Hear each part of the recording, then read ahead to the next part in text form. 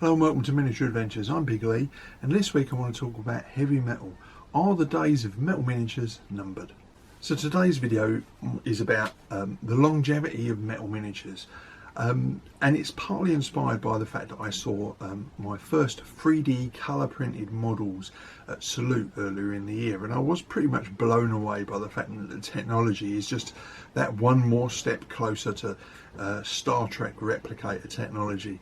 You know, are we reaching a stage now where 3D printing and plastic is going to make metal miniatures a thing of the past? So once again, I'm doing a video on an existential threat to my hobby. You know, I love metal miniatures. Lots of benefits, I think. You know, durability being the main thing. You know, a plastic spear that's broken is broken, but a bent metal one can be reshaped, and sometimes it can even be replaced. And I find, although for some people drilling and pinning and making alterations to metal miniatures can be difficult, I actually think that you produce a better conversion as a result, and you can do better repairs with metal. But that's just me. I've grown up with metal miniatures. I would be loath to see them in the past. But you know, I also can't ignore the fact that resin and plastic has grown hugely in our hobby. Some companies have gone entirely plastic or entirely resin and abandoned metal entirely. You know, but the fact is that rising prices are perhaps making these alternatives to metal miniatures much more popular. And you know, it has to ask, are we going to see the gradual end of metal as a material used to make our precious toy soldiers? So in the non-historical market, so basically I'm talking about Games Workshop here, they shifted to resin miniatures almost exclusively many years ago. You know, partly a weight issue for shipping around the world. A big company like that needs to ship lots of stuff around the world into their online market. But you know, they also took the decision that resin and plastic miniatures are easier to convert for beginners, and that's true. You know, a sharp knife will do a conversion a lot quicker than having to use drills and files and so on. You know, as I said earlier, I think that metal miniatures they may be more difficult to convert, but they're more durable as a result. But maybe, you know, you're producing a miniature that's not going to have much of a game life because you're going to come along with a new product. Maybe you know, the simplicity factor is something that's definitely something for them to bear in mind. But I think the main reason is the price of tin. And one of the primary components in the alloys that make up most metal miniatures these days, you know, shot through the roof. You know, the cost peaked enormously in about 2022, so last year. But it's still, you know, although the price has come down, it's still well over 4 times the price that tin was 20 years ago. You know, so you know, back in my early days of gaming, you know, tin was a fairly cheap component of metal miniatures. Now it's a significant element.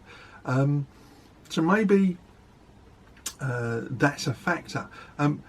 Although it has to be said that, you know, the plastic tooling that is, you know, the tooling that is required to make plastic miniatures and the design process is, from what I can tell, from what I've read, a lot more expensive, so perhaps prohibitive to smaller retailers, which is why companies, behemoths like Games Workshop, have been able to go all plastic and resin, because they can afford to spend the money on that tooling, and they can churn out large numbers that are going to go all around the world and sell large volumes of the models that they've designed and created in those different materials. But historical manufacturers still seem to favour metal. At least that's my impression. I mean, as always, I'm willing to be contradicted if I don't know what I'm talking about. You know, plastic technology has obviously made a dent in the market. You know, the Perrys, amongst others, have a wonderful range of figures, and there's plenty of other companies out there that do exclusively plastic. But you know, particularly in the smaller scales, it's rare to find plastic miniatures.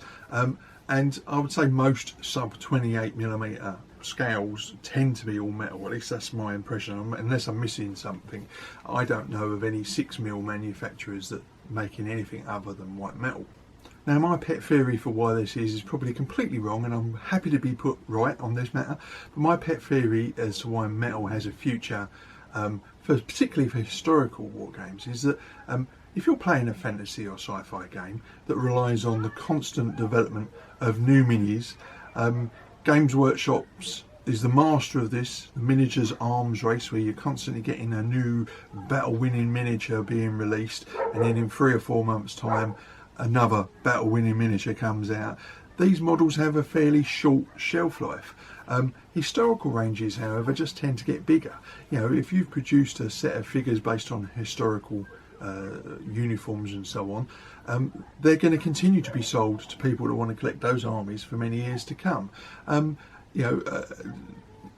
It's a more durable material, which means that those historical figures can be used for longer periods, whole lifetimes. A metal army is for life, not just for Christmas, after all.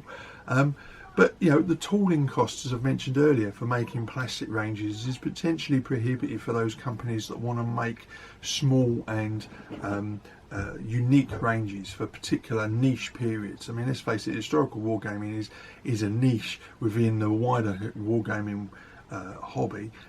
If you want to then make an army for a particular battle or period that perhaps isn't well covered by the other companies, you're looking at a niche within a niche. Can you really afford to go down the plastic route for such a unique product? Whereas if you produce it in metal, it's a little bit cheaper for smaller companies to be able to adopt, and those collections will be lasting and being used for many years to come because the material is more durable. The question, though, to be asked, and the big question for me, is will 3D printing fill this gap? Will it bridge this issue here? Possibly, if the setup costs to the individual rather than companies continue to drop the way they are, and products continue to be improved, then it's very possible that 3D printing could end up filling that gap and allowing unique and unusual ranges to be produced using new materials for 3D printing. Or maybe I've got all that wrong. I'd love to hear from you, as always, to see if you think differently. So do you think metal will one day become a thing of the past for historical miniatures? Or do you see plastic, resin and 3D printing pushing metal out of the market entirely? Like me, will you be sad to see metal go as an option if that is the case? Or do you think there'll always be metal miniatures within the historical gaming market? Do you think that there's enough nostalgia there for the weight, the heft and the durability of a metal miniature to keep companies making them into the future? So as always, if you've enjoyed today's video, please like, subscribe and share. And if you want to keep up to date with my videos, please tap the bell notification icon. So until next week, look after yourself, keep gaming and of course, keep rolling high.